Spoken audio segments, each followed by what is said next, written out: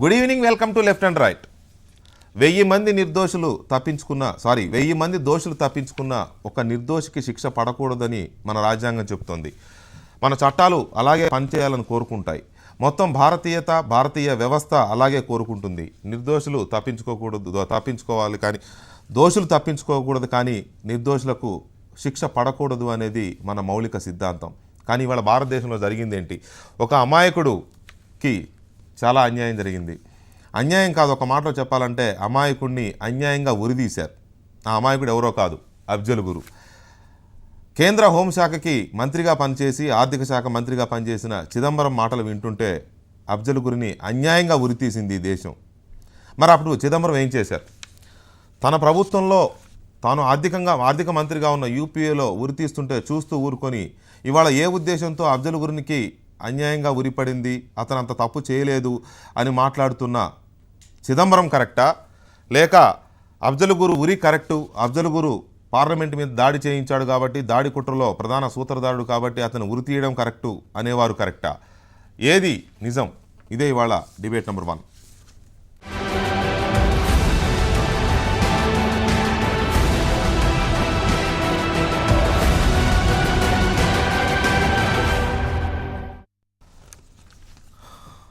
Right.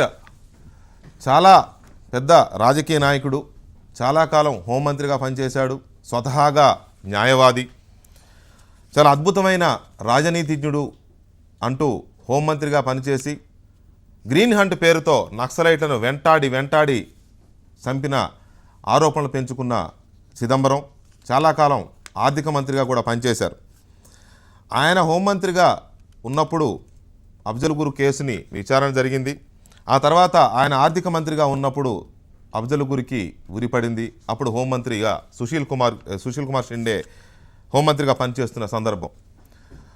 ఆ తర్వాత 3 ఏళ్ళు గడిచిపోయిన తర్వాత ఇవాళ అఫ్జల్ గురు ఉరికి సంబంధించి జవహర్లాల్ నెహ్రూ యూనివర్సిటీలో జరిగిన ఘటనకు సంబంధించి దేశవ్యాప్తంగా చర్చ జరుగుతున్న నేపథ్యంలో దేశం లెఫ్టు రైటు లేదా బీజేపీ ఏతర అనే 2 గ్రూపులుగా విడిపోయి రకరకాల చర్చ జరుగుతున్న నేపథ్యంలో అఫ్జల్ గురికి ఉరిశిక్ష వేయాల్సినంత అవసరం లేదు, అతను పార్లమెంటు మీద దాడి కేసులో చిన్న పాత్రధారి మాత్రమే, కానీ ఉరిశిక్ష వేయంత తప్పని చేయలేదు అని సాక్షాత్తు చిదంబరం మాట్లాడడం అనేది జరిగిన ఉరిని వ్యతిరేకించడం అవుతుంది, న్యాయాన్ని వ్యతిరేకించడం అవుతుంది, సాక్షాత్తు రాష్ట్రపతి నిర్ణయాన్ని వ్యతిరేకించడం అవుతుంది. మరి అన్నీ తెలిసిన ఈ మేధావి ఎందుకు ఇలా మాట్లాడారు? నిజంగానే అఫ్జల్ గురు అమాయకుడికి దేశం ఉరి తీసిందా అనేది కూడా చర్చనీయాంశమే. ఇదే డిబేట్ మీద మనతో మాట్లాడడానికి హైకోర్టు అడ్వకేట్, పౌర హక్కుల నాయకుడు చిక్కుడు ప్రభాకర్ గారు, అలాగే అద్దంకి దయాకర్ గారు కాంగ్రెస్ పార్టీ అధికార ప్రతినిధి, ప్రకాష్ రెడ్డి గారు బీజేపీ అధికార ప్రతినిధి, అలాగే తెలుగుదేశం పార్టీ నాయకులు, Andhra Pradesh SC corporation chairman జూపుడు Prabhakar గారు స్టూడియోలో ఉన్నారు. ముందుగా దయాకర్ గారు, నిజంగా అంటే మనం వాస్తవమే కదా, 1000 మంది దోషులు తప్పించుకున్నా పర్వాలేదు కానీ ఒక నిర్దోషి శిక్షించబడకూడదు అని. ఇవాళ చిదంబరం గారి మాటలు చూస్తుంటే అమాయకుడైన అఫ్జల్ గురిని ఈ దేశం ఉరి తీసింది. ఎందుకు తీశారు ఉరి? ప్రధానంగా ఈ అంశం కొంత కాంట్రడిక్టరీకి తెరలేపిన పార్టీలో భిన్న అభిప్రాయాలను మాత్రం ఇది సూచిస్తుంది.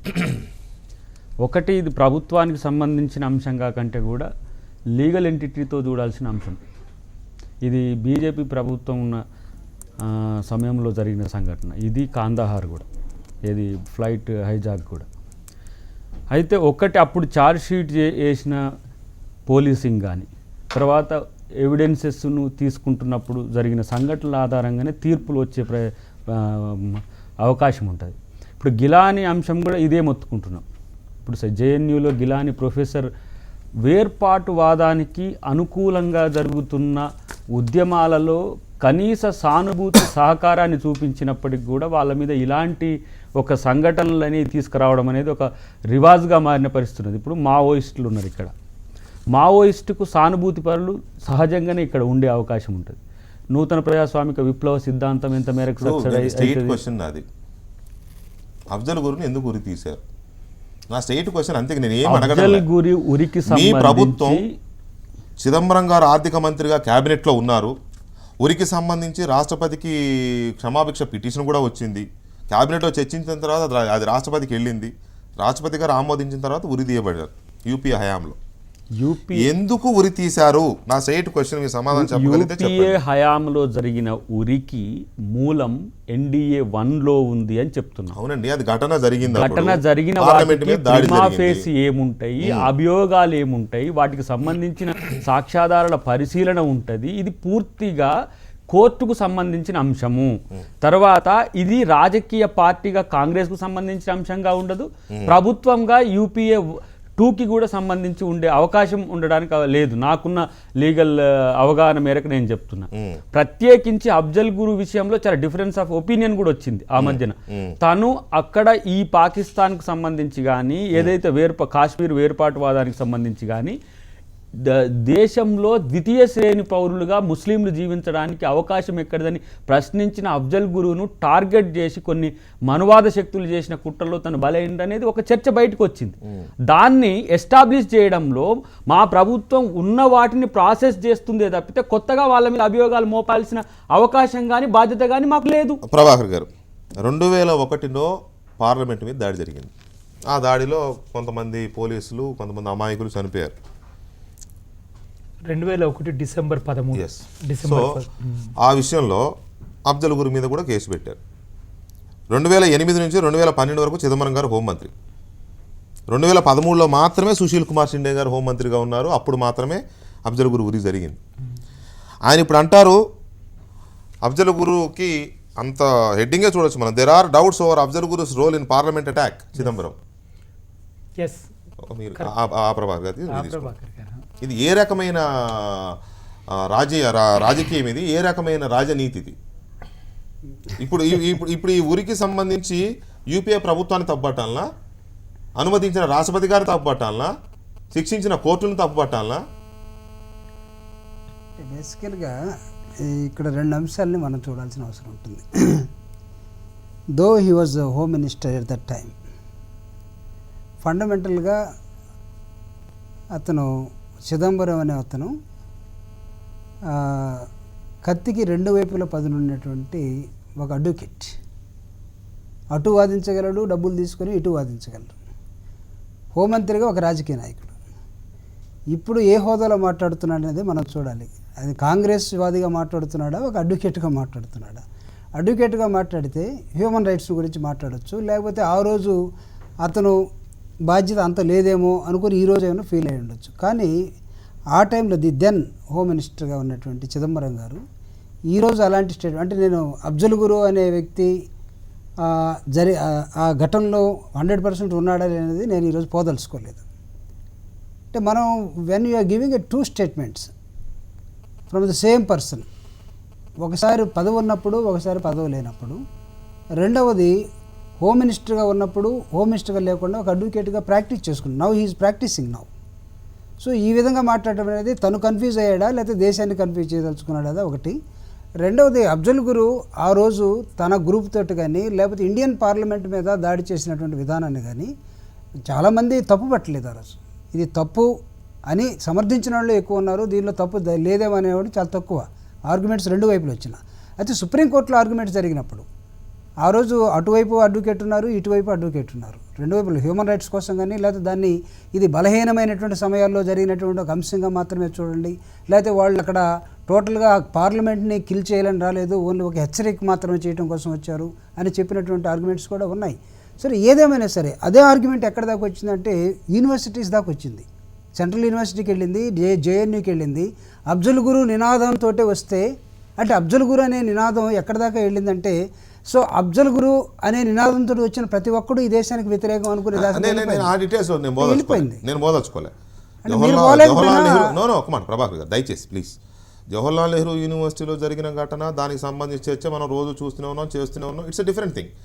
ఇక్కడ కొంతమంది నాయకులు దేశాన్ని, దేశ రాజకీయాల్ని ప్రభావితం చేయగలిగిన నాయకులు, వాళ్ళ అధికారంలో ఉండొచ్చు, అధికారంలో లేకపోవచ్చు, మళ్ళీ రేపు అధికారంలోకి రావచ్చు కదా, మళ్ళీ రేపు కాంగ్రెస్ పార్టీ అధికారంలోకి వస్తే ఈయన హోంమంత్రి కావచ్చు మళ్ళీ.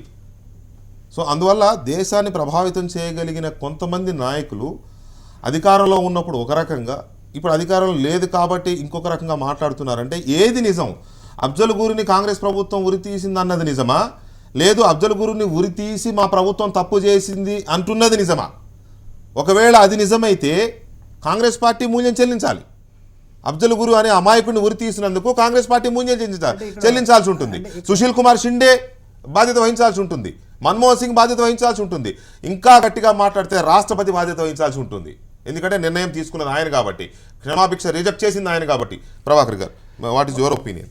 వాస్తవంగా మనము అఫ్జల్ గురు విషయం మనం ఇవాళ మాట్లాడుకుంటున్నాం. ఆ రోజు హోంమంత్రిగా కానీ అదేవిధంగా ఆర్థిక మంత్రిగా ఉండి ప్రధాన బాధ్యతల లోపల యూపీఏ గవర్నమెంట్ లోపల ప్రధాన బాధ్యతలుగా ఉన్నవాడు మాట్లాడిన మాటల గురించి ఇవాళ డిస్కషన్ వస్తుంది. అఫ్జల్ గురు డిసెంబర్ 13, 2001 ఇన్సిడెంట్లో దొరకలే. అఫ్జల్ గురు ఇన్సిడెంట్లో పార్టిసిపేట్ అయిన వాళ్ళందరినీ కూడా అక్కడున్న ఆర్మ్డ్ ఫోర్సెస్ చంపేసినాయి. 2003 లోపల ఢిల్లీ సెషన్స్ కోర్టు లోపల నందితా అఖ్తర్ నాయకత్వం లోపల ప్రశాంత్ భూషణ్, శాంతి భూషణ్, రామ్ జెఠ్మలాని ఇంకా ఇతర అడ్వకేట్లు అఫ్జల్ గురు, గిలాని వీళ్ళిద్దరిని డిఫెండ్ చేస్తూ ఆర్గ్యుమెంట్ చేస్తున్నప్పుడు 1-2 సార్లు నేను కూడా అపియర్ అయ్యాను. ఇక్కడి నుంచి పోయి అపియర్ అయ్యాను. వాస్తవంగా ఇతనికి సంబంధించిన విషయం లోపల కాన్స్పిరసీ కానీ పార్టిసిపేషన్ కానీ ఎటువంటి ఆధారాలు లేవు. But he has been charged. The same has been confirmed by the High Court. The same has been confirmed by the Supreme Court. Supreme court confirm చేస్తున్నప్పుడు ఇది వీకెస్ట్ కేసు అని చెప్పేసి మాట్లాడింది. దాని తర్వాత రాష్ట్రపతికి ఒక మెర్సీ పిటిషన్స్ వచ్చినప్పుడు ఎంతోమందిని మెర్సీ పెట్టేసి లైఫ్ లాంగ్ ప్రిజన్లో ఉంచడానికి ఒక అవకాశం కలిగి ఉండే. కానీ ఇతని విషయం లోపల అర్ధరాత్రి కాన్స్టిట్యూషనల్ బెంచ్ ముందుకు తీసుకుపోయినా కూడా సుప్రీంకోర్టు రిజెక్ట్ చేసింది. అదేవిధంగా president of India was accepted to hang him. ఇది ఈ దేశంలో బతుకుతున్న ఒక మైనారిటీ ప్రజలకు వాళ్ళ జీవించే హక్కు కానీ వాళ్ళకున్న భావప్రకటన స్వేచ్ఛకు కానీ వాళ్ళకు సంబంధించిన ఒక ఈ దేశం మాది అని చెప్పుకున్నటందుకు ఒక విఘాతం కలుగుతుంది అని చెప్పేసి మాట్లాడిన మాటలు తప్పేం కాదు. రెండోది అతను ఇప్పుడు మీరు చూపెట్టిండ్రు, అదేవిధంగా హిందూలో ఉదయం చదివాను నేను, ఈ could have been present to whole life అని చెప్పేసి అని అన్నాడు. అదేం తప్పేం కాదే. ఒకవేళ అది సమిష్టి నిర్ణయం లోపల యూపీఏ ప్రభుత్వం తీసుకున్న బాధ్యతల లోపల తీసుకొని ఉండొచ్చు. ఇప్పుడు ఒక మనిషిని ఉరి తీయడం సార్, మీరు ఇప్పటి వరకు చేసిన ఆర్గ్యుమెంట్ నేను కూడా నేనేమంటున్నా అంటే సిగ్గుపడాలి, చిదంబరం సిగ్గుపడాలి, ప్రభుత్వం సిగ్గుపడాలి, చిదంబరం సిగ్గుపడాల్సిందే, హోల్ క్యాబినెట్ సిగ్గుపడాలి అమాయకుని ఉరి తీసినందుకు. మీరు చెప్పినట్టుగా సుప్రీంకోర్టు చెప్పినట్టు this is the weakest evidence ఉన్న కేసు అని అన్నప్పుడు, అలాంటి వీకెస్ట్ కేసులో ముద్దాయిని ఉరి తీసే స్థాయికి యూపీఏ ప్రభుత్వం వెళ్ళిందంటే, రాష్ట్రపతి గారికి సిఫారసు చేసింది అని అంటే ఎంటైర్ యూపీఏ ప్రభుత్వం సిగ్గుపడాలి. మన్మోహన్ సింగ్ నాయకత్వంలో ఉన్న యూపీఏ 2 సిగ్గుపడాలి. యూపీఏ 2 సిగ్గుపడాల్సిందే. అదేవిధంగా అటువంటి అమాయక ప్రజలను చంపే దగ్గర మీరు అన్నట్టు దేశవ్యాప్తంగా ఈ దేశ వనరులు ఈ దేశ ప్రజలకు దక్కాలి. ఈ దేశ వనరులు ఈ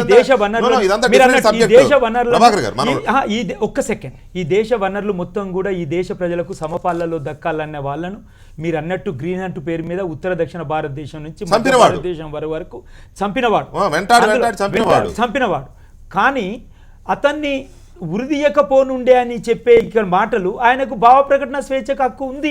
ఏం భావ ప్రకటన సార్? ఇది ఒక అమాయకుడు ఉరి తీసేసి ప్రతిదానికి భావ ప్రకటన అంటే నోటికొచ్చిన మాట్లాడడం, చేతికొచ్చిన చేసేయడం, మళ్ళీ వచ్చి భావ ప్రకటన అంటే భావ ప్రకటన.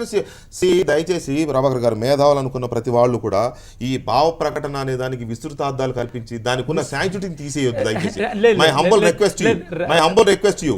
చిదంబరానికి భావ ప్రకటన స్వేచ్ఛ ఎప్పుడు ఉంది. వెంకటకృష్ణ గారు ఆయన ఎప్పుడు చేశాడు. నేను అతన్ని కానీ అతని వ్యక్తిత్వాన్ని కానీ సమర్థించడం లేదు, ఆ ప్రభుత్వ నిర్ణయాన్ని కూడా సమర్థించడం లేదు. కానీ ఈ రోజు అన్న మాటలు ఉన్నాయి చూడండి.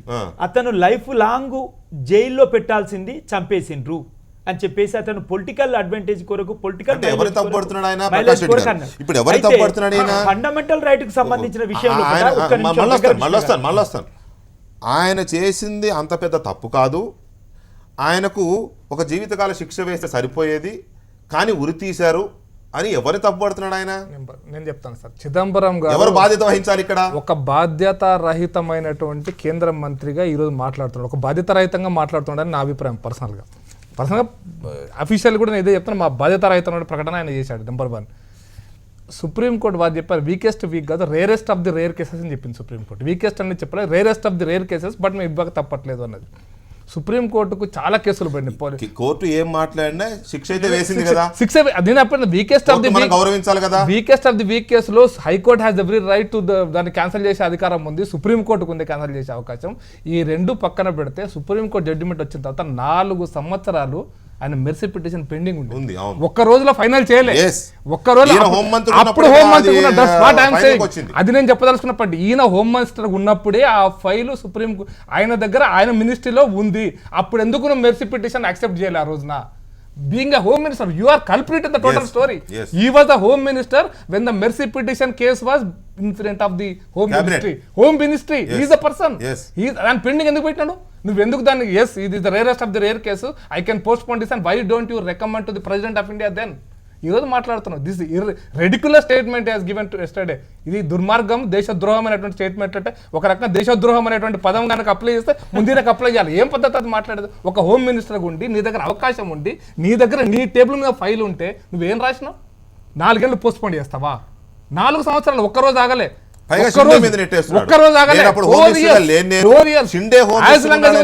ఇప్పుడు మళ్ళీ ఇది ఎటు దారి తీస్తో తెలియదు. ఈయన దగ్గర ఫైల్ ఉండే, ఈయన టేబుల్ మీద ఫైల్ ఉండే, ఈయన టేబుల్ మీద బీరువాల ఫైల్ ఉండే. ఎందుకు ఆపినా? ప్రెసిడెంట్ ఆఫ్ ఇండియాకి ఎందుకు రికమెండ్ చేయాలి ఆ రోజున?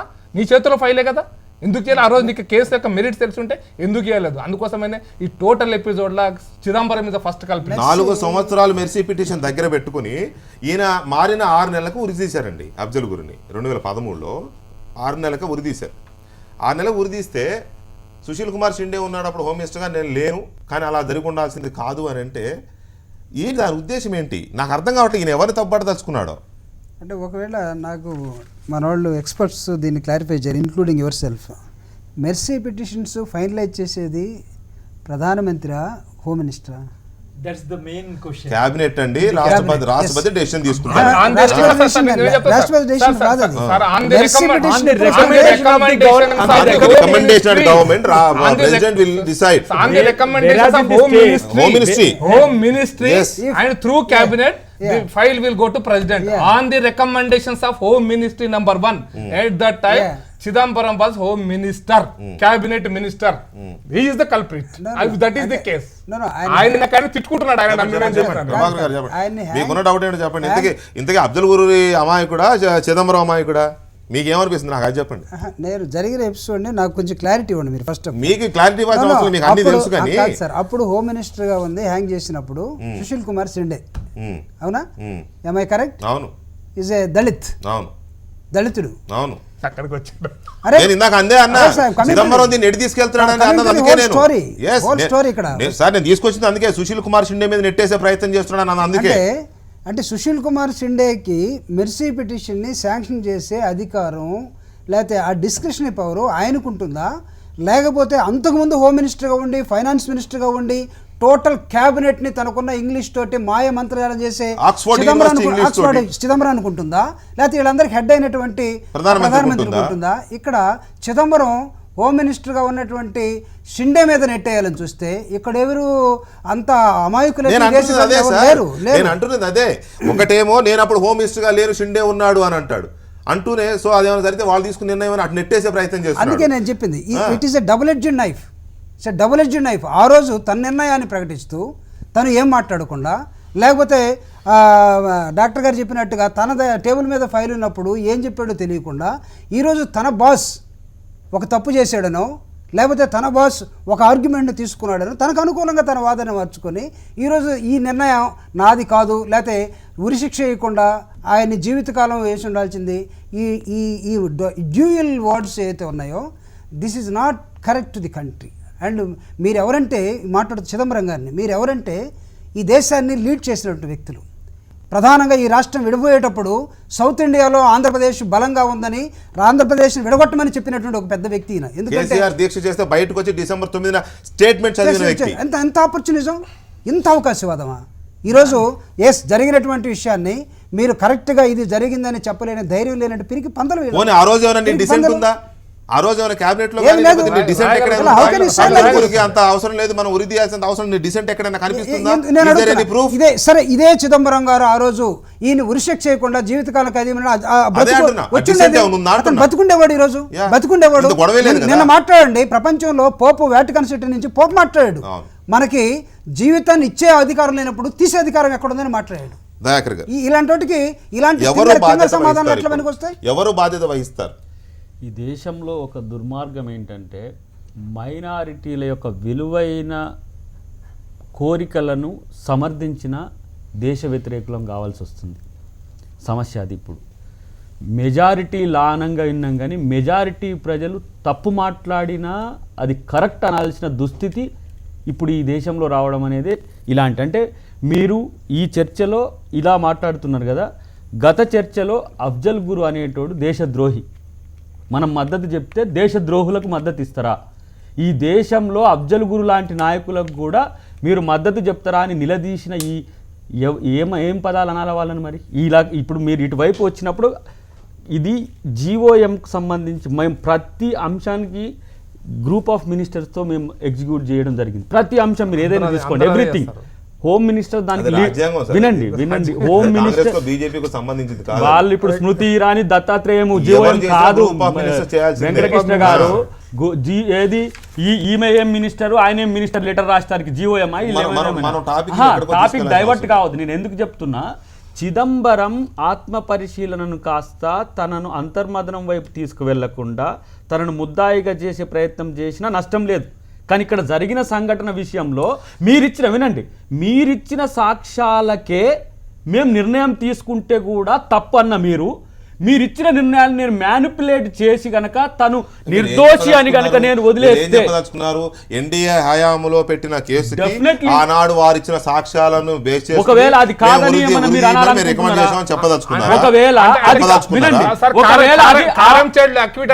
ఒక్క నిమిషమే ఆ రోజు జరిగిన సంఘటన కాంగ్రెస్ హయాంలో జరిగినట్టు నిరూపించాలి. సంఘటన ఎప్పుడు జరిగినా శిక్ష ఎప్పుడు జరిగినా ఇప్పుడు శిక్ష మీద కామెంట్ చేసేటప్పుడు నువ్వు బాధ్యత గల వ్యక్తిగా ఉండి నువ్వు కామెంట్ ఎలా చేస్తావు?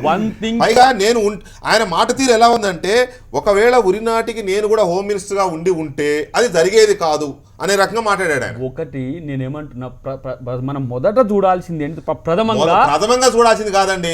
ఇక్కడ ఇవాళ దేశంలో జరుగుతున్న చర్చ ఇప్పుడు అఫ్జల్ గురు ఉరి బేస్ చేసుకుని విద్యార్థులు పోట్లాడినా పార్లమెంట్ లో చర్చ జరిగినా ఉరి చుట్టూ తిరుగుతుంది కదా. అసలు అది ఉరే జరగకూడదు అని ఈయన మాట్లాడాడంటే ఒక మేధావి, ఒక అడ్వకేట్, ఒక సీనియర్ పొలిటీషియన్, ఈ దేశంలో చాలా అంశాలను ప్రభావితం చేసిన నాయకుడు, ఇలాంటి నాయకుడు ఈయన మాట్లాడితే దాన్ని మీరు సమర్థించుకోవడం అంటే Congress party has to held responsible. నేను చెప్పేది చెప్పనిస్తే మీరు ఇంకా దాంట్లో మీకు కాంట్రాలు ఉంటాయా పాజిటివ్స్ ఉంటాయా తెలుసు. వినండి, ఒకవేళ నేను ఆ సంఘటనకు బాధ్యత చేయాలనే ఒక ఆలోచన మీకేమైనా ఉంటే ఈ దేశం గనక నిర్ణయం తీసుకోవాలంటే అఫ్జల్ గురుని అన్యాయంగా ఉరి తీశారని కాంగ్రెస్ పార్టీ సమాధానం చెప్పాల్సి ఉంటుంది. నేను అనుబంధంగా ఒకటి చెప్పడానికి ప్రయత్నం చేస్తే దాన్ని ఆపింది. కానీ మావోయిస్టు సానుభూతి పరుల పేరు మీద జరిగిన ప్రతి సంఘటనకి, ఇక్కడ జరిగిన సంఘటనలకు తీసుకుపోయి కాల్చివేసిన సంఘటనలు ఎంతో, అఫ్జల్ గురి విషయంలో కూడా అట్లానే చర్చ జరిగింది. కానీ మీరు ఈరోజు ఇచ్చిన సాక్ష్యాలు మీ హయాంలో జరిగినప్పుడు మీరు కసి తీర్చుకోవడానికి చేసిన సెక్షన్లు అన్ని కూడా దాంట్లో ఉన్నప్పుడు నేను వాయిడైతే ఆ ప్రభుత్వం అట్లా పెడితే ఈ ప్రభుత్వం ఇట్లా చేసిందని అంటారు. మీరే కదా ఆ రోజు అఫ్జల్ గురి ఉరి తీయమని కొట్లాడిందే ఈ మనువాద సంస్థలు కదా. దయాకర్ గారు 2004 నుంచి 2014 వరకు 10 ఏళ్ళు మీరు అధికారంలో ఉన్నారు. జరిగింది 2001లో, అంటే 2 ఏళ్లే వాళ్ళు విచారణ జరిపింది.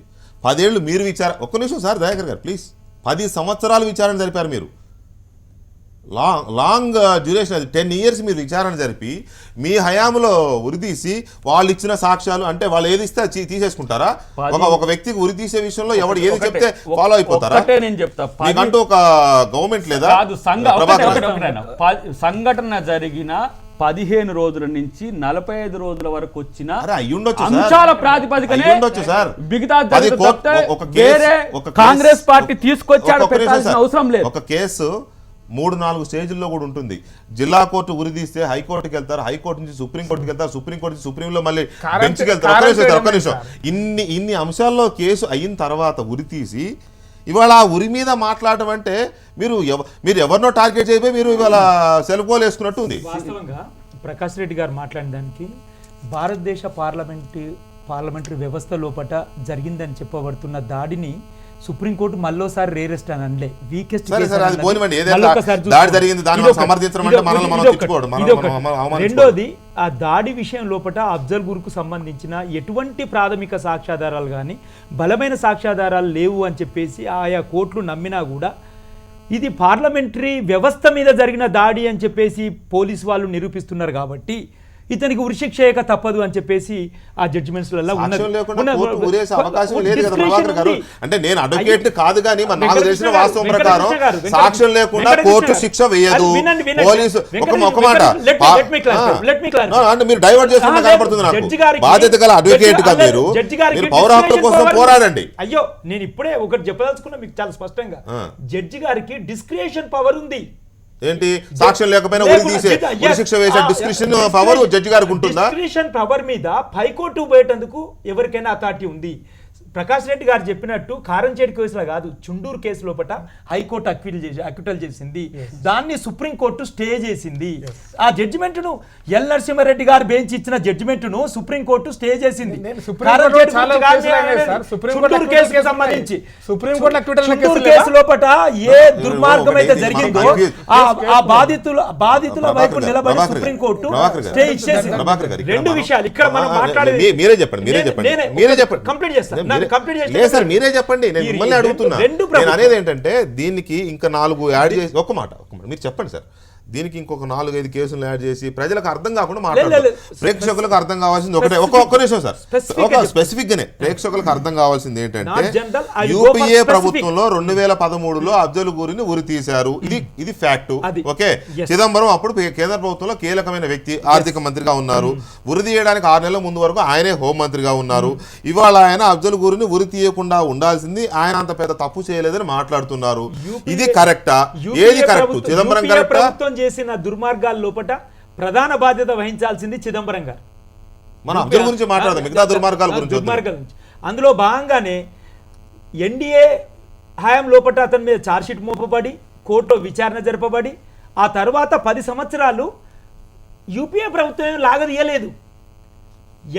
అఫ్జల్ గురు కుటుంబం, గిలానీ కుటుంబం పైకోర్టుకు అప్పీల్ చేసుకుంటే అనివార్యంగా సుప్రీంకోర్టు 2012 లోపల ఓ ఫైనల్ జడ్జిమెంట్ వచ్చిన తర్వాత మెర్సీ పిటిషన్స్ కుటుంబాలు పెట్టుకుంటున్నప్పుడు 2013 వరకు 14 వరకు అది 13 వరకు దాన్ని పెండింగ్ లో ఉంది.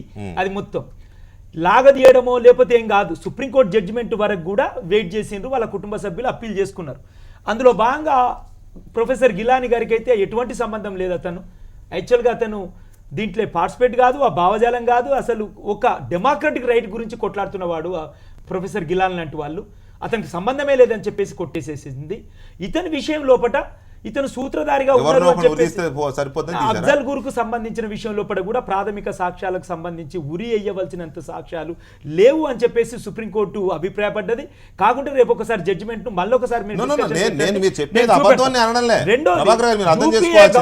యూపీఏ గవర్నమెంట్ చాలా దుర్మార్గంగా, అత్యంత పాశవికంగా కేవలం మైనార్టీ ఓట్ల కొరకు ఎలక్షన్స్ లోపల ఈ మెజార్టీ ఓట్ల కొరకు మేము అతన్ని కూడా ఉరిదీస్తాము అని చెప్పేసి దుర్మార్గంగా ఉరిదీసింది. అందులో ప్రధాన కల్ప్రిట్ మిత్రులు అన్నట్టు చిదంబరం కూడా ఒక మనిషే, ఒక బాధ్యత గల వ్యక్తే. కానీ ఇవాళ అధికారం పోయింది. ఈ దేశంలో మనం అందరినీ చూస్తున్నాం. అధికారం వచ్చేటప్పుడు మొత్తం రాకముందు ఒక మాట, అధికారం వచ్చిన తర్వాత ఒక మాట. దేశ ప్రజల మీద చిచ్చు పెట్టే మాటలు ఇవి. అధికారం దేశ ప్రజల మీద ఎలాంటి భావజాలాన్ని రెచ్చగొట్టి ఎలాంటి భావోద్రేకాన్ని రెచ్చగొట్టడానికి ఏది పడుతుంది మాట్లాడితే మనం సమర్థించాలా? వచ్చినప్పుడు ఒక మాట, అధికారం లేదు కాబట్టి పాపం ఆయన పట్ల సానుభూతి చూపించాలి మనం. వచ్చిన తర్వాత అధికారం లేదు కాబట్టి 10,000 మందిని 2002లో 10,000 మంది ముస్లిం మైనార్టీ ప్రజలను ఊచకోత కోసిన ప్రభుత్వానికి నాయకత్వం వహించిన మోడీ ఇవాళ దేశ ప్రజల లోపల చిచ్చు పెడుతూ ఇవాళ దేశ ప్రజల వనరులు మొత్తం బడా జాతి బహుళ జాతి సంస్థలకు మీకు బీజేపీ పట్ల వ్యతిరేకత ఉంటే అది వేరే సందర్భంలో మాట్లాడదాం. నో దయచేసి you have to follow my this thing please. ఇక్కడ మనం చిదంబరం, అఫ్జల్ గురు ఇది మనం మాట్లాడుతున్నాం. మోడీకి సంబంధం లేదండి. మీరు మాట్లాడేది మీరు ఇక్కడ దయచేసి వినండి. ప్రభాకర్ గారు మోడీ చేయించాడు పార్లమెంట్ మీద దాడి, పార్లమెంట్ మీద దాడి మోడీ చేయించాడా? మోడీ పార్టీ మేము అన్నామా? మరి మీరు అట్లే ఉంది. అప్పుడు మోడీ మోడీ అంటే మోడీ ప్రస్తావన లేదు కదా సార్. 2002 10,000 చిక్కుడు ప్రభాకర్ గారు పార్లమెంట్ మీద దాడి దగ్గర నుంచి అది వేరే విషయం అండి, అది వేరే విషయం. అది చాలా మాట్లాడారు మీరు, మీలాంటి వాళ్ళు చాలా మాట్లాడారు. దాని మీద దేశంలో చాలా చర్చ జరిగింది. అది పక్కన పెడదాం కాసేపు, అది వేరే చర్చ పెట్టినప్పుడు మీరు దాని మీద మాట్లాడండి. పార్లమెంట్ మీద దాడి దగ్గర నుంచి అఫ్జల్ గురుని ఉరి తీసేంత వరకు మోడీ ఎక్కడైనా ఉన్నాడా? ఉన్నదంతా వాజ్పేయి, లేకపోతే చిదంబరం, లేకపోతే సోనియా గాంధీ, లేకపోతే రాహుల్ గాంధీ, లేకపోతే మన్మోహన్ సింగ్. వీళ్ళని వదిలిపెట్టి మీరు మీ సొంతమైన దీన్ని ఎక్కడ చూపించకండి. దయచేసి ప్రభాకర్ గారు బాధ్యత గల కోర్ గ్రూప్ లేదు, ఏ గ్రూప్, బాధ్యత గల వ్యక్తులుగా ఉన్న మనము దయచేసి వినండి ఒక మాట. 2002కి అఫ్జల్ గురు దానికి ఏం సంబంధం అండి? ఏం మాట్లాడుతున్నారు మీరు? What are you talking?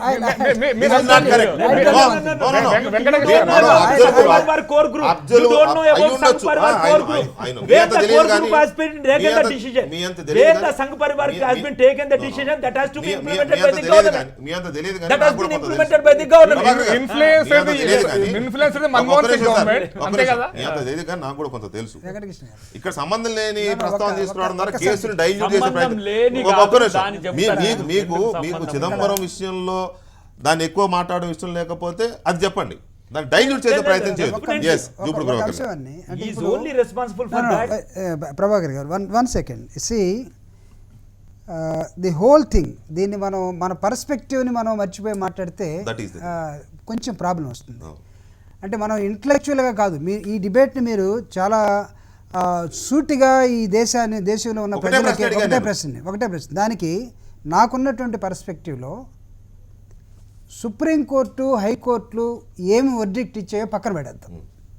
So after lot of vigorous arguments, ఆ వైపు ఈ వైపు మహామహులు వాదించుకున్న తర్వాత the verdict has given by the supreme court group of judges.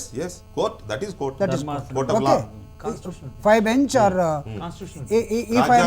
if I am correct, the 5 people bench, 5 judges bench. The verdict has given.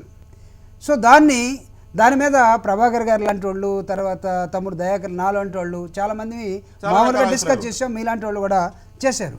But నా question is now, mercy petition వచ్చిన తర్వాత పక్కన పడేయండి జడ్జిమెంట్, ఎన్ని supreme court జడ్జిమెంట్ని మీరు తీసి బుట్టలో పడేసి తప్పించలేదు? నేను అడుగుతున్నా, ఇదే హోమ్ మినిస్టర్ ఆ రోజు, లేకపోతే తర్వాత పోర్ట్ఫోలియో మారి ఉండొచ్చు. నువ్వు మొత్తం క్యాబినెట్ మొత్తాన్ని డిక్టేట్ చేసే ఒక పదవిలో నువ్వు ఉన్న తర్వాత ఆ రోజు నువ్వు ఎందుకు నోరు మూసుకొని కూర్చున్నావు? ఈరోజు అంటే నీకు దేశ ప్రజలన్నా, న్యాయస్థానం అన్నా, లేకపోతే రాజకీయం అన్నా, లేకపోతే నీ వృత్తి కన్నా నువ్వు అధికారం లేవు కాబట్టి నీ ఇష్టం వచ్చినట్టు ఇది తప్పు అని చెప్తే, ఒకవేళ అలా కాకుండా ఇలా చేసి ఉండాల్సిందంటే నువ్వు ఎవరి మీద తప్పు నెట్టు తెలుసుకున్నావు? సుప్రీంకోర్టు తప్పు. Yes, you have a right, you are in the position. Supreme court judgement కూడా మార్చే అధికారం నీకున్నప్పుడు నువ్వెందుకు చేయలేకపోతే, ఆ రోజు హోమ్ మినిస్టర్ గా నువ్వు లేకపోతే నీ కొలీగ్ ఇంకొక వచ్చినప్పుడు ఆ కొలీగ్ ని ఈ రోజు తప్పు పట్టదలుచుకున్నావా? లేకపోతే ఈ దేశ ప్రజలకి న్యాయం కానీ, లేకపోతే న్యాయాన్ని వీక్షించే అవకాశం కానీ, లేకపోతే చర్చించే ఆలోచన కూడా లేదనుకున్నావా? ఎలా ఇంత పరిపక్వత కలిగినటువంటి నాయకులు ఇలాంటి ఫూలిష్ స్టేట్మెంట్స్ ఇస్తే? ఫూలిష్ స్టేట్మెంట్ కాదండి ఇది. మీరు పొరపాటు మీరు ట్రాప్ లో పడకండి దయచేసి. This is not at all A full statement. ఇది చాలా వ్యూహాత్మకంగా కొంతమందిని ఇబ్బంది పెట్టడానికి, నేనుంటే ఉరి పడేది కాదు, సుశీల్ కుమార్ షిండే అమాయకుడు లేకపోతే తెలివి లేనివాడు కాబట్టి పడిందని చెప్పే ప్రయత్నమా, లేకపోతే కాంగ్రెస్ ప్రభుత్వం తీసుకున్న నిర్ణయం కానీ నేనైతే జరిగేది కాదని తప్పించుకునే ప్రయత్నమా? సుశీల్ కుమార్ షిండే బీయింగ్ ఎ దళిత్ అలాగే ఉంది కదా. Home minister, one sentence I will read in his interview. I was not the home minister then. I can't say what I would have done. It is only when you sitting on the seat you take the decision. అంటే నేనుంటే ఏం తీసుకునేవాడినో చెప్పను, కానీ నువ్వు ఆ సీట్లో కూర్చున్నప్పుడు నువ్వు డెసిషన్ తీసుకోవాలి. అంటే దాని అర్థం ఏంటి? మాకేదో హై స్కూల్లో ప్రజలకు తెలియనట్టు ఎవరినో తప్పుపట్టే ప్రయత్నం చేసడం. దయాకర్ గారు, ఇది చెప్పండి, ఇది ఎవరినో తప్పుపట్టపోయి, ఎవరి మీదో ఆరోపణ చేయబోయి ఎవరినో సమర్థించబోయి ఎవరి ప్రాపకం కోసమో పాకులాడబోయి సెల్ఫ్ గోల్ వేసుకున్నట్టుంది కాంగ్రెస్ పార్టీ కానీ చిదంబరం కానీ. ప్రాయశ్చిత్తం ఏమి తప్పు కాదు వెంకటకృష్ణ గారు.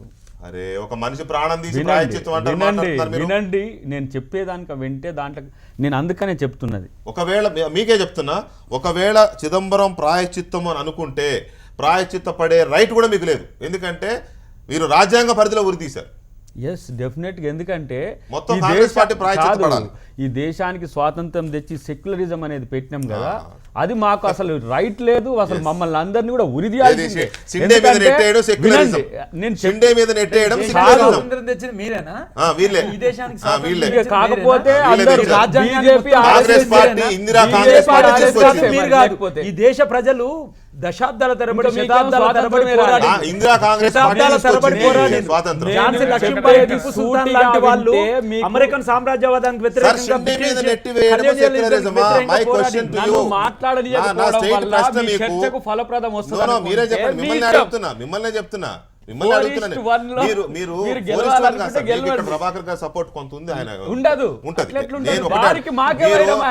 మేము అసలు విషయం వదిలిపెట్టి మేము స్వాతంత్రం తెచ్చాం, నేను లేకపోతే చెప్పేది- మేము నేతులు తాగాం, మా మూతులు ఇది కాదు సార్ ఇక్కడ చర్చ. నేను దయచేసి చెప్పేది ఒక్క నిమిషం దయచేసి కనుక అయినా మీకు- కలిగితే. మిమ్మల్ని అడుగుతున్నా, మీరే చెప్పండి దయాకర్ గారు. మీకు యాంపుల్ టైం ఇస్తాను నేను. ఇది అయిన తర్వాత ఎండింగ్ దాకా మీరే చెప్పండి. షిండే ఒక్క నిమిషం సార్, ఒక్క నిమిషం ప్రకాష్ ప్లీజ్ కోఆపరేట్. షిండే గారి మీద నెట్టేయడం సెక్యులరిజమా? అధికారంలో ఉన్నప్పుడు ఉరి తీసి అధికారం పోయిన తర్వాత అయ్యో తప్పు చేసామని చెప్పడం సెక్యులరిజమా? ఇది పశ్చాత్తాపమా? పశ్చాత్తాపడితే చిదంబరం ఒక్కడే పశ్చాత్తాపడాలా? మొత్తం ఈ ఉరిలో భాగస్వామ్యమైన అన్ని వ్యవస్థలు పశ్చాత్తాపడాలా? ఇప్పుడు నేను చెప్పేది ఇప్పుడు చెప్పండి. ఏంటంటే మీరు కాందాహార్ ఫ్లైట్ హైజాక్ కానీ ఆ పార్లమెంటు దానికి రెచ్చగొట్టిన సన్నాసి ఎవడు? ఆ సంఘటన జరగడానికి కారణం ఎవడు? మనువాదులు వచ్చి ప్రభుత్వాల్లో ఎందుకు చచ్చిండ్రు? ఈ బ్యూరోక్రసీలో ఎందుకు మనువాదం ఉంది? కోర్టుల్లో ఎందుకు మనువాదం ఉంది? ఇదన్నీ మీరు చర్చిస్తే అఫ్జల్ గురుకి ఎట్లా ఊరిపడింది తెలుస్తుంది. ఒక్క ఛార్జ్షీట్ చెప్పండి కాంగ్రెస్ పార్టీ వేసింది అక్కడ. మొత్తం ఎన్డీఏ హయాంలో ఉన్న వాటిలలో చర్చలు తీసుకొచ్చి మేము దాన్ని డ్రాగ్ చేసి మా హయాంలో ఉరి తీసినంత మాత్రాన మేము ఉరి తీసినట్టు ఒకవైపు అంటారు. లేదు మేము ఉరి తీస్తే అఫ్జల్ గురికి కాంగ్రెస్ పార్టీ మద్దతు అని నిన్నదానికి వాదిస్తారు. ఏది కరెక్ట్ అనుకోవాలి? రాజకీయాల కొరకు ఎస్ మీరు చిదంబరం కరెక్ట్. చిదంబరమే కరెక్ట్. ఒకవేళ ఇప్పుడు నేను అంటున్నా దేశ ప్రజలకు క్షమాపణ చెప్పాలి. రెండు ప్రభుత్వాలు యూపీఏ ప్రభుత్వం, ఎన్డీఏ ప్రభుత్వం ఈ దేశ ప్రజలకు, మైనారిటీ ప్రజలను, దళితులను, ఆదివాసులను క్షమాపణ చెప్పాలి. వీరు మాట్లాడే లెక్క ప్రకారం అయితే నేను మైనారిటీలకు వ్యతిరేకం, వీరు మాట్లాడే లెక్క ప్రకారం అయితే నేను హిందూకు వ్యతిరేకం. అయితే నేను అటు ఇటు కాకుండా నేను ఎటు కాబట్టే నేను ఈ దేశానికి స్వాతంత్రం తెచ్చి సెక్యులరిజాన్ని ఎంచుకొని తప్పు చేసినా అని అంటున్నా. ఒకవేళ అది కాదు అంటే మళ్ళీ మీరు ఆ 70 సంవత్సరాల క్రితం ఉన్న అదే మనువాద సామ్రాజ్యాన్ని తెచ్చుకోండి. పృథ్వీరాజ్ చౌహాన్ తర్వాత వచ్చిన మోడీని కొనసాగించుకోండి. రామరాజ్య స్థాపన చేయండి. మతరాజ్యంగా మార్చుకోండి. ముస్లింలతో కొట్టండి, క్రిస్టియన్లతో కొట్టండి. ప్రజలంటే ఎవరితోని? నేను ముస్లింకు కాదు, నేను హిందూకు కాదు అంటే ఎవరండి? లేకపోతే మావోయిస్టులు అందాము, లేకపోతే ఆర్ఎస్ఎస్ అందాము, లేకపోతే చంద్రబాబు నాయుడు అందాము, వాళ్ళకే గొప్ప అండి. లేకపోతే మీరు ఎవరు? మీ కాంగ్రెస్ నీ గొప్ప, వారి బీజేపీ, వారి ఆర్ఎస్ఎస్ వారి గొప్ప, ఇది కొనసాగించాలంటే నేను చెప్తున్నా గాడ్సేకు గుడి కట్టాలన్న మీ వాదనలు కూడా కరెక్టే. ఇట్లా మీరే వాదిస్తున్నారు అనుకుంటా. జాతిపిత గాంధీ కాదు కాంగ్రెస్ తెచ్చింది అని మీరు అనాలనుకుంటే గాడ్సేకు మరి ఇంకా ఎవరు? స్వాతంత్రం తెచ్చింది కాంగ్రెస్ కాదు అని అంటే గాడ్సే ఏమన్నాడు? ఆయన కూడా అంతే చేసిండు. నువ్వు కాదురా బాయ్, నువ్వు తెచ్చింది హిందూ సామ్రాజ్యం తేవాల్సింది.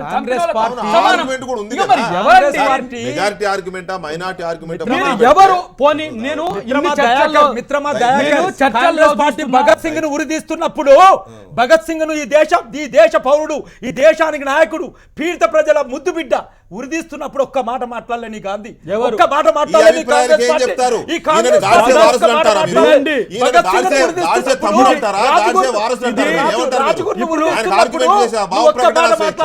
నీ కాంగ్రెస్ పార్టీ ఒక్క మాట మాట్లాడలే. నా వైపు ఉన్నాడా భగత్ సింగ్? ఆ రోజు కమ్యూనిస్టుల వైపు ఉన్నాడు. భగత్ సింగ్ రాజగురు ఎవరి వైపు ఉన్నాడు? ఆ రోజు భగత్ సింగ్ వారు ఓన్ చేసుకోవాలంటే వాళ్ళ భావదారి భగత్ సింగ్ రాజగురు ఏమండి ఇవాళ? ఎందుకు భగత్ సింగ్ రాజగురు సుఖదేవ్ ఈ దేశ ప్రజలు ఎందుకు మీకు ఈ ఎక్కడ దేశ వారసు ప్రజల భగత్ పీడిత సింగ్? ప్రజల నాయకుడు అందరి ఈ వాడు. దేశాన్ని సర్వనాశనం స్వాతంత్రోద్యమంలో పాల్గొన్నాం, మాకు లేని రైట్ మీకెట్లు వస్తుంది, వీరికెట్లు వస్తుంది? దయచేసి కూల్ ఒక మాట. ఇగో ఇవే అభిప్రాయాలు ప్రతి ఉంటాయి. వాళ్ళు ఈ రోజు వచ్చి అభిప్రాయాలు నేనే ఉంటాయి. స్వాతంత్రం తెచ్చిన. ఒక మాట సార్, ఒక మాట దయాకర్ గారు ప్లీజ్ మీరే తెచ్చిండ్రు. Please cooperate. మీరే తెచ్చిండ్రు. ఒక్క నిమిషం సార్, ప్లీజ్ కోఆపరేట్. ఇగో ఇవే భిన్నాభిప్రాయాలు వస్తూనే ఉంటాయి. ఇప్పుడు ప్రభాకర్ గారిని గాడిసే తమ్ముడు అంటారా? అనలేరు కదా. ఇప్పుడు నేను అనలేరు కదా. యాంటీ నేషనల్ నేను మీరు ఇలా అన్నారు అఫ్జల్ కాదండి. గురుకు మీరు కాదండి. కనీసం పోయి అఫ్జల్ ఒక గురు అభిప్రాయం మద్దతు పక్కన ఈయన కూర్చుంటే గాంధీ గారి విషయంలో ఈయన కాదు, కొన్ని అభిప్రాయాలు అఫ్జల్ ఉన్నాయి, గురు అట్లాగే గాడ్సే కాదు. విషయంలో వాళ్ళకు కొన్ని అభిప్రాయాలు ఉన్నాయి. Yes, definitely మీరెవరండి గా. తప్పు పట్టడానికి? వినండి, దానికంటే నేను ముందు- మాట్లాడుతున్నది అఫ్జల్ గురు వర్సెస్ చిదంబరం. డెఫినెట్ గా దానికంటే ముందు మీరు ఒక్కసారి మీరు చూడండి తను ఎంటైర్ ఏమన్నాడు. ఇండియా వర్సెస్ చిదంబరం వినండి. నేను మాట్లాడుతున్నది. మీరు తీసుకున్న ఇవాళ version భారతదేశంలో కు చర్చ వెంకటకృష్ణ జరుగుతున్నది. గారు, ఇవాళ మీరు- భారతదేశంలో చర్చ జరుగుతున్నది మీరు తీసుకున్న- అఫ్జల్ గురు ఉరి మీద. మీరు తీసుకున్న- జవహర్ లాల్ నెహ్రూ యూనివర్సిటీలో చర్చ జరిగింది అఫ్జల్ గురు ఉరి మీద. మీరు ఆ ఉరి తీసుకున్న- తప్పు అని మాట్లాడింది చిదంబరం. కాదు, మీరు సో తీసుకున్న దేశమంతా కోర్స్ ఒకవైపు కంటే ఉన్నది, ముందు చిదంబరం నేను ఒకవైపు చెప్తున్నానండి. ఉన్నారు. మీరు తీసుకున్న- ఇండియా వర్సెస్ చిదంబరం, మీరు తీసుకున్న వర్షన్ కంటే ముందు ఇండియా వర్సెస్ కాంగ్రెస్. చిదంబరం వినండి ఒక్కటే, మీరు తీసుకున్న వర్షన్ కంటే ముందు మీరు చిదంబరం మీరు ఇంటర్వ్యూ పాఠం చూడండి. డిఫరెన్స్ ఆఫ్ ఒపీనియన్, భిన్నాభిప్రాయాలను సార్, గౌరవించాలి. చాలా నా పాఠాలు ఉన్నాయి వ్యక్తిగతమైన సార్. నా యొక్క Those backing స్వేచ్ఛ నేను Afzal Guru, అంటున్నాడు. those backing Afzal Guru could have been killed. Parliament attack case judge Dhingra, SN Dhingra ఆయన అంటాడు, ఇవాళ అఫ్జల్ గురుని ఎవరైతే సమర్థిస్తున్నారో, ఆ చర్యను ఎవరైతే సమర్థిస్తున్నారో వాళ్ళు కూడా చనిపోయి ఉండే వాళ్ళు ఆ రోజున కనుక ఆ చర్య జరిగి ఉండకపోతే.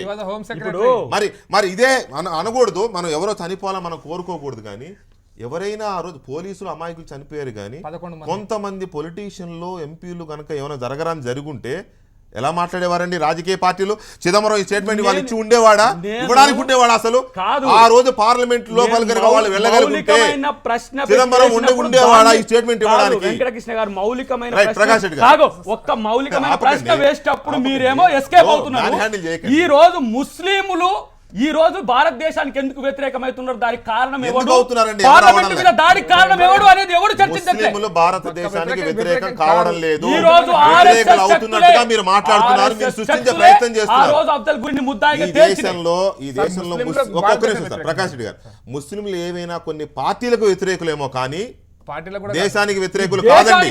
దయచేసి మీ స్వార్థ ప్రయోజనాల కోసం, మీ రాజకీయ ప్రయోజనాల కోసం ముస్లింల్ని భారత వ్యతిరేకులుగా మాత్రం క్రియేట్ చేయకండి దయాకర్ గారు. కాంగ్రెస్ ఆ రోల్ ప్లే చేయకూడదు. ముస్లింలు బీజేపీకి వ్యతిరేకులే. బీజేపీ అందరూ ఇలా అఫ్జల్ గురుని ముద్దాయిగా చేసింది బీజేపీ మాత్రమే. కాంగ్రెస్ అని చెప్తున్నాడు. ఎవరు కాంగ్రెస్ అని చెప్తున్నాడు చిదంబరం. ఎవరి టైంలో జరిగింది అది? చిదంబరం సంఘటన ఎవరు? పార్లమెంట్ మీద దాడి సంఘటనకి దానికి రెండు విషయాలు. ఎన్డీఏ హయాం లోపట అతను ముద్దాయిగా చేసి ఛార్జ్షీట్ చేసిండ్రు. ఆ యూపీఏ హయాం లోపల ఆయన ఉరిశిక్ష పడ్డది ఎన్నికల ముందు. అది కూడా ఈ దేశ ఓటర్లను 6 నెలల ముందు. రెండు ప్రభుత్వాలు కూడా అఫ్జల్ గురును ఉరిదీసినందుకు క్షమాపణ చెప్పాలి ఈ దేశ ప్రజలకు అంటున్నా.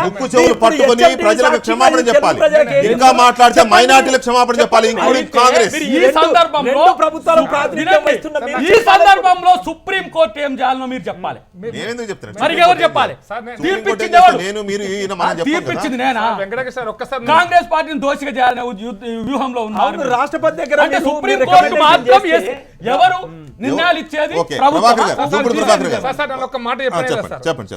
మాట్లాడండి, అది సుప్రీం కోర్టు విషయం మాట్లాడండి సార్.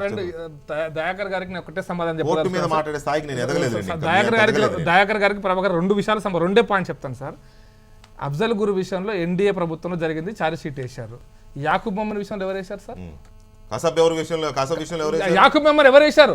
యాకూబ్ మెమర్ ఎప్పుడు ఛార్జ్ షీట్ వేసింది మక్బూల్ భట్టి విషయంలో ఎవరు వేశారు? నెంబర్ 1. అందుకోసం ఛార్జ్ షీట్ వేసినటువంటి ప్రభుత్వాలు అనేటువంటిది ఇంపార్టెంట్ కాదని చెప్పడానికి నేను పాయింట్ చెప్పాను సార్. నెంబర్ 1 ఛార్జ్ షీట్లు చాలా ఓవైసీ మీద ఆ రోజు కేసు పెట్టారు, దట్ ఇస్ డిఫరెంట్ ఇష్యూ. అందుకోసం చెప్తాను ఛార్జ్ షీట్ కి సంబంధం లేదని. నెంబర్ 2 ట్రయల్ కోర్ట్ అయింది, హైకోర్టు అయింది, సుప్రీంకోర్టు జడ్జి అయింది, సుప్రీంకోర్టు కాన్స్టిట్యూషనల్ బెంచ్ కి రెఫర్ చేశారు. 4 స్టేజ్లలో అఫ్జల్ గురు నిందితుడు అని ప్రూవ్ చేసిన తర్వాత are we questioning the Indian legal system? Are we questioning? Are we questioning? Even the panel is questioning the legal system. చెప్పడం కాదండి, నేను అడుగుతున్న బాధ్యతను వదిలిపెట్టి మాట్లాడుతున్న వాళ్ళని Let me complete my statement. ఆ న్యాయ వ్యవస్థను ప్రశ్నించడం అంటే భారత రాజ్యాంగాన్ని ప్రశ్నించడమే. భారత న్యాయ వ్యవస్థ ఎందుకుంది ఈ వ్యవస్థ అనే తర్వాత విషయాలు మార్చుకుందాం అంటే మార్చుకుందాం. కానీ ఈ రోజు మొన్ననే ఉన్నదాన్ని ఫాలో అవ్వాల్సిందే కదా. నేషనల్ జ్యుడిషియల్ కమిషన్ జడ్జిమెంట్ విషయంలో పట అరుణ్ జైట్లీ టైమ్స్ నౌ లోపట ఏ గ్రేట్ డిబేట్ లోపట అసలు సుప్రీం కోర్టు ఎవరు ఏంటిది అని చెప్పి ప్రశ్నించింది. ఒక్కసారి మీ ప్రయోజనాల కోసం దయచేసి టాపిక్ డైవర్ట్ చేయకండి, డిబేట్ పక్కకు పోతుంది. క్వశ్చన్ లేవనెత్తి రామకృష్ణ వెంకటకృష్ణ గారు ప్రభాకర్ గారు అర్థమైంది. నిన్న కాక మొన్న సార్ నా స్టేట్మెంట్ చెప్పారు కదా సార్. ప్రభాకర్ గారు మాట్లాడియండి సార్ మీరు. అరే ఒక్కసారి మాట్లాడియండి సార్. నేనేమన్నాను, మీరు కావాలంటే వ్యవస్థలు మార్చుకోండి కానీ ఈ రోజున్న వ్యవస్థను మీరు ప్రశ్నించకండి అంటున్నాను నేను. This is my statement. మీరు మొత్తం వినాలా. నేను మీరు కావాలంటే న్యాయ వ్యవస్థను ప్రశ్నించే రైట్ కూడా ఉందండి, ప్రశ్నించే రైట్ కూడా ఉంది.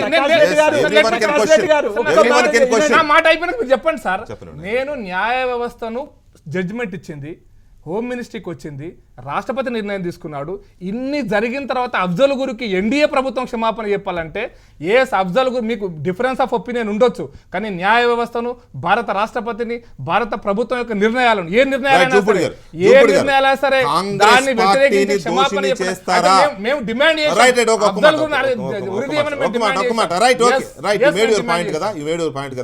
జూపుడి గారు ఒక్క నిమిషం మీ దగ్గరకు వస్తాను, మళ్ళీ వస్తాను. దయచేసి కొంచెం కోఆపరేట్ చేయండి. ఇక్కడ ఇష్యూ ఏంటో పోతుంది. దయచేసి నాకు ఇష్టం లేదు. నాకు అది నాకు కావాల్సింది ఇవాళ ఒక పెద్ద confusion create. Please sir, please. Jupudi గారు, కాంగ్రెస్ పార్టీని యూపీఏ ప్రభుత్వాన్ని దోషిని చేస్తారా మీరు అనేది దయాకర్ గారి ప్రశ్న. ఎవరు చేశారు దోషిని? మీరు నేను చేయలే, చిక్కుడు ప్రభాకర్ గారు చేయలే, ప్రకాష్ రెడ్డి గారు చేయలే, చిదంబరం గారు చేశారు. అంటే ఇక్కడ కొన్ని fundamentals we should not miss వీళ్ళు ఆర్గ్యూయింగ్ ద ఇష్యూ. సో ఎక్కడ దాకా వెళ్ళకూడదు కానీ ఇద్దరు కూడా రాజ్గురు, సుఖదేవ్, భగత్ సింగ్ దాకా వెళ్ళారు. అవసరం లేదు, సరే గాంధీ గాడ్సే వాళ్ళు తెచ్చారు కాబట్టి ఈయన వెళ్ళాడు. అంటే కొంచెం నాది ఎయిర్లోకి వెళ్ళనివ్వండి. మీరు వెళ్ళలేరు కూడా ఎయిర్లోకి. You will not be. Why ఎందుకు వెళ్ళలేరో చెప్తాం మీకు. మీరు కానీ నేను చెప్పకుండానే మీరు క్వశ్చన్ వేస్తే భగత్ సింగ్ని ఉరి తీసేటప్పుడు చెడు వినవద్దు, చెడు కనవద్దు, చెడు అనవద్దు. Who has given the statement? Gandhi. Bhagat Singh దేశభక్తుడు కాదు అని మనం ఈరోజు చెప్పగలమా? సమస్య లేదు. భగత్ సింగ్, ఊరుకునే క్వశ్చనే లేదు. గాంధీ, నెహ్రూ, అంబేద్కర్, సర్దార్ వల్లభాయ్ పటేల్ వీళ్ళందరితోటి స్వతంత్ర పోరాటంలో ఉన్నటువంటి ఒక వీరుడు భగత్ సింగ్. భగత్ సింగ్ని కమ్యూనిస్ట్ అని లేకపోతే మాకు అనుకూలంగా మాట్లాడటం లేదని మీరు ఒక మాట చెప్పండి మేము ఉరిదీయకుండా ఉంటాం అని అడిగినా చెప్పకున్నట్టు గాంధీని ఈ దేశానికి అద్భుతమైనటువంటి జాతిపితాన్ని కొలుస్తున్నటువంటి మనం గాంధీ మీద ఒక్క మాట కూడా అనడానికి సిద్ధపడకపోతే చరిత్ర మనల్ని అడుగుతుంది. మళ్ళా ప్రభాకర్ ఇందాక నేను చెప్పింది వినలేదు కానీ మళ్ళీ నేనేం చెప్తాను అనుకున్నాడు.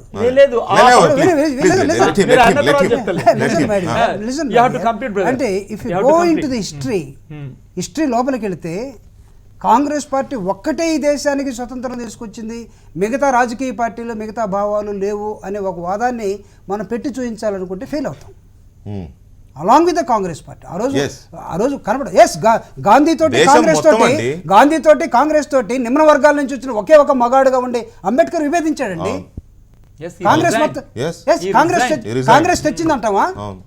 ఏ కాంగ్రెస్ అయితే సైమన్ దగ్గర గోబ్యాక్ అన్నదో అదే సైమన్ దగ్గరికి వెళ్ళి నా జాతి హక్కుల కోసం ఒక రిప్రజెంటేటివ్ ఇస్తానని వెళ్తే అంబేద్కర్ని జాతి ద్రోహి అన్నారు, యాంటీ నేషనలిస్ట్ అన్నారు. అనలేదా కాంగ్రెస్లో ఉన్నటువంటి మహామహులు? ఎస్, అదే కాంగ్రెస్ వాళ్ళు ఈరోజు భగత్ సింగ్ని ఉరిదీస్తున్నా, రాజగురు, సుఖదేవ్ వాళ్ళ అభిప్రాయాలని నచ్చకపోయినా ఈ దేశం భరించింది. ఎస్, గాంధీని ఎవరు కాల్చారు? ఆయన గుడి కడదామా అని అంటే గుడి కడతారో లేకపోతే వెలివేస్తారో పక్కన పెట్టేద్దాం, పక్కన పెట్టేద్దాం.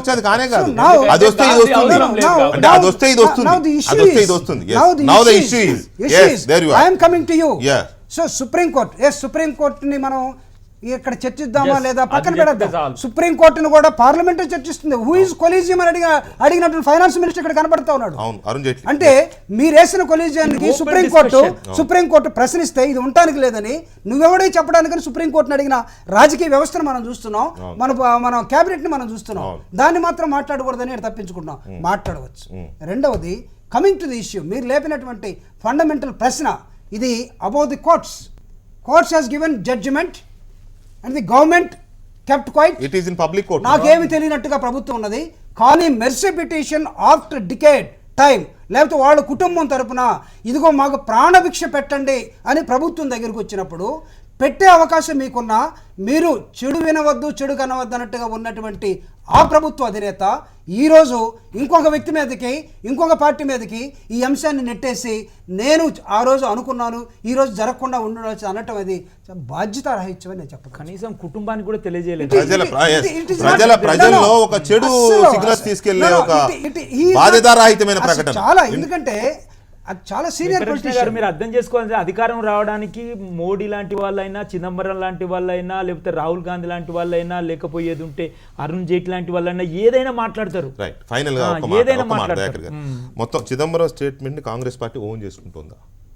అది పార్టీ ఇది ఇప్పుడు నేను మాట్లాడింది పూర్తిగా పార్టీ కాదు. చిదంబరం ఇంటర్వ్యూ తర్వాత నేను స్పందించిన తీరే పార్టీకి ఇంతవరకు దానికి ఒక స్టాండ్ రాలేదు. దానికి కారణం ఒకటి ఉన్నది. ఏంటి అంటే తను ముందే చెప్పిండు ఆ అంశాన్ని, మీరు గమనించిన, నేను అది కూడా ముందు చెప్పిన, నా ఒపీనియన్ చెప్పుకునే స్వేచ్ఛ నాకుంది. ఎప్పుడైనా సరే రాజరాశయాలు కానీ వ్యక్తి రాశయాలు కానీ ఎప్పుడైనా చెప్పుకునే అవకాశం ఉంటుంది. దీనికి తను బాధ్యుడైతే యాంటీ నేషనల్గా వాళ్ళు కేసు పెట్టొచ్చు, లేకపోతే ఆ చేసిన దాంట్లో భాగస్వామి అయితే కంపల్సరీ ఉంటది. నేను తప్పు మాట్లాడి కూడా జస్టిఫై చేసుకోవాలనుకుంటున్నప్పుడు మీరు పొలిటికల్ గా తన అభిప్రాయం చెప్తే కూడా కేసులు పెడతారా? కౌంటర్ నా చర్చ రాదే. నేను అసలే గజని కేసు పెట్టమని అనడం లేదు. మీరు ఇప్పుడు ప్రజా కోర్టులో మీరు ముద్దాయిగా తేల్చుకున్నారు కదా, మా ఇంటెన్షన్ కాదండి. నేను వేసిన ఒక అమాయకుడిని ఉరి తీశాము అని ఒప్పుకుంటున్న చిదంబరాన్ని ప్రజా కోర్టులో పెట్టాలి. ఒకవేళ ఆయన కరెక్ట్ అయితే ప్రజలు ఆయన్ని ఒప్పుకుంటారు. నేను వేసిన పొలిటికల్ ఎత్తుగడ కూడా చెప్తున్నా మీకు. ఎత్తుగడతో మాకేం చెప్పండి. ఎందుకు కాదు, మీ ఎందుకు ఎత్తుగడలు అయితే? మాది ఎత్తుగడ కాదు సార్, ఎందుకైతే మాది ఫ్యాక్ట్. నువ్వు మొన్నటి దానిక మీరే కదా అఫ్జల్ గురుకి ఎట్లా చేస్తారా యాంటీ నేషనల్ అన్నావు. ఇవాళ అఫ్జల్ గురు యాంటీ నేషనల్ కాదంటున్నావు. చిదంబరం యాజ్ పర్ చిదంబరం మీరు ఇప్పుడు ఈ చర్చలో యాజ్ పర్ చిదంబరం చర్చలో కాదు,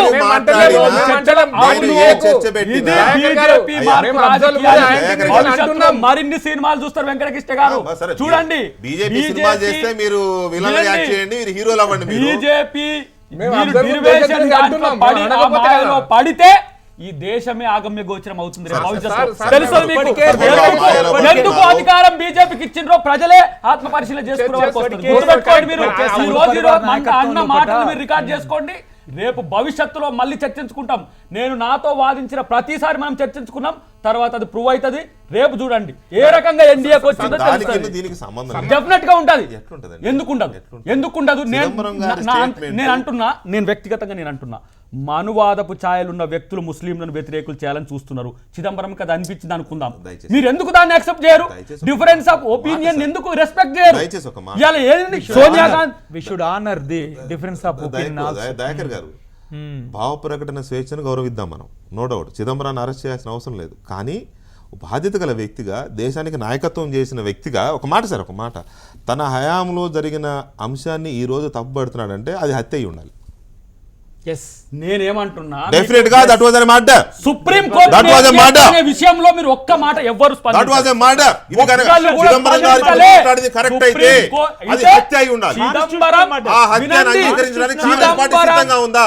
that is my question. Chidambaram తీసుకున్న దేశం అడుగుతున్నది అదే. చిదంబరం తీసుకున్న నిర్ణయమా, సుప్రీం కోర్టు తీసుకున్న నిర్ణయమా? ఇది హత్య న్యాయ ప్రకారం జరిగిన ఉరియా. చిదంబరం కూడా శిక్షలు వేయడానికి ఎన్డీఏ కాదు, యూపీఏ, అది సుప్రీం కోర్టు. దయాకర్ గారు, అఫ్జల్ గురిది హత్యనా శిక్షణ? శిక్ష శిక్ష అది అయితే సుప్రీం మరి కోర్టు యాజ్ పర్ వేసింది. చిదంబరం ఏంటి? సుప్రీం కోర్టు చిదంబరం కంటే నేను నువ్వు చిదంబరం కంటే గొప్ప వాళ్ళం కాదు. సుప్రీం కోర్టు కంటే ఎవరు గొప్ప వాళ్ళం కాదు కదా. కాదు కదా. కాదు. సుప్రీం కోర్టు మరి ఒపీనియన్ ఎందుకు చెప్పండి. ఇలా విభేదించారు? సుప్రీం కోర్టు తీర్పు మీద మీరు చెప్పండి. Final I comment. need to get an opportunity. Right. I need to get an opportunity. ఒక్కటే I need మాట to get నేను an opportunity. సుప్రీం కోర్టు వేసింది శిక్ష. రాష్ట్రపతికి మీరు మెర్సీ పిటిషన్ ఆమోదించేటందుకు మీకు అధికారం ఉంది. 2 సార్ల ప్రభుత్వంగా Recommend చేసేదే వీళ్ళు. రికమెండేషన్ చేసిండ్రు.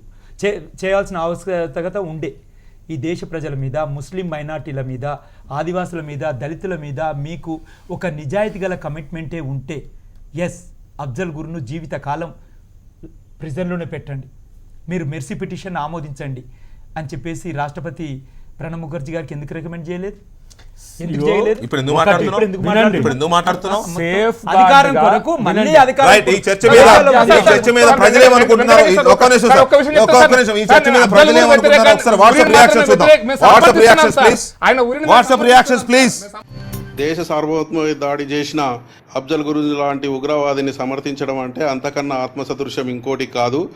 మరి అఫ్జల్ గురుని సమర్థించడము చిదంబరం లాంటి స్థాయి వ్యక్తికి ఈ ఇంతకన్నా దిగజారుడు రాజకీయం మంచిది కాదు. రాజకీయ నాయకులు అధికారంలో ఉన్నప్పుడు ఒక విధంగా, ప్రతిపక్షంలో ఉన్నప్పుడు ఒక విధంగా మాట్లాడడం మామూలైన విషయమే. అయితే టెర్రరిస్టుల విషయంలో మాట్లాడినప్పుడు కాస్త జాగ్రత్తగా మాట్లాడాల్సిన అవసరం ఉంది. కానీ చిదంబరం ఈరోజు ఇలా మాట్లాడడము అతను దిగజారుతనని తెలియజేస్తుంది. వాళ్ళ అధికారంలో ఉన్నప్పుడే అఫ్జల్ గురును ఉరితీసింది. అలాంటప్పుడు అదే రోజు ఈ విధంగా మాట్లాడి ఉండవలసి ఉంది. టెర్రరిస్టుల గురించి కానీ, లేదంటే దేశంపై దాడి చేయడానికి వచ్చిన ఎవరి గురించి కానీ వారికి మద్దతుగా మాట్లాడడం అనేది 100% దేశద్రోహం కిందకే వస్తుంది. చిదంబరం గారు చేసినటువంటి కామెంట్ అనేది చాలా దురదృష్టకరం. ఇటువంటి వ్యాఖ్యలు ఒక బాధ్యతాయుతమైన పదవిలో ఉండి చేయడం అనేది చాలా దురదృష్టకరం. దీనిపైన కాంగ్రెస్ పార్టీ అధినాయకత్వం తమ యొక్క వైఖరిని దేశ ప్రజలకు చెప్పాలి. సుప్రీంకోర్టు అనేది ఇచ్చిన నిర్ణయాన్ని, తీర్పుని దేశ ప్రజలందరూ గౌరవించాలి. అఫ్జల్ గురు అనే వ్యక్తి పార్లమెంట్ పైన దాడి చేసిన వ్యక్తి. అటువంటి వ్యక్తిని క్షమించకూడదని నా అభిప్రాయం. రాహుల్ గాంధీ జేఎన్యూ యూనివర్సిటీకి చేసిన రచ్చ ఒక ఎత్తుగడైతే, ఈరోజు చిదంబరం అఫ్జల్ గురును ఉరి తీయకపోతే బాగుంటుండే, ఆయనకు జీవిత ఖైదు చేస్తే ఇంకా బాగుంటుండే అనేది రెండొక ఎత్తుగడ. ఎందుకంటే రేపు పొద్దున కాంగ్రెస్ పార్టీ అధికారంలోకి రావడానికి చిన్నపాటి ప్రయత్నం, మైనారిటీల ఓట్ల కోసం మీ ప్రయత్నం కొనసాగుతుంది. రైట్. అఫ్జల్ గురికి ఉరిశిక్ష పడకుండా ఉండాల్సింది, అతను జీవిత ఖైదు అయితే సరిపోయేది, అంత తప్పు అతను చేయలేదు అని చిదంబరం చేసిన వ్యాఖ్యల మీద ఇప్పటివరకు మనం డిబేట్ నెంబర్ 1 చూసాం. ఇక యూపీఏ ప్రభుత్వం ఈ దేశ ప్రజలకి, సామాన్య ప్రజలకి పాశుపతాస్త్రాన్ని అందిస్తున్నామంటూ ప్రవేశపెట్టిన రైట్ టు ఇన్ఫర్మేషన్ యాక్ట్, సమాచార హక్కు చట్టం, అది కాస్త ప్రజల చేతిలోంచి అసాంఘిక శక్తుల్లో అస్త్రంగా మారుతోందా? అది వినియోగం కావడం లేదు సరిగ్గా అని ఇప్పటివరకు బాధపడ్డాం. వినియోగం కాకపోవడం కాదు, దుర్వినియోగం అవుతోందని సాక్షాత్తు సమాచార హక్కు చట్టం కేంద్ర కమిషనర్ మాడుభూషి శ్రీధర్ గారు కొన్ని ఉదాహరణలతో సహా బయటపెట్టారు. ఎందుకు ఇలా జరుగుతోంది? సమాచార హక్కు చట్టం దుర్వినియోగం ఎందుకు అవుతోంది? అది కాస్త రియల్ ఎస్టేట్ వ్యాపారుల చేతుల్లో కూడా అస్త్రంగా మారింది అనేది కొన్ని సాక్ష్యాలతో సహా బయటపెట్టబడింది. డిబేట్ నెంబర్ 2లో చిన్న బ్రేక్ తర్వాత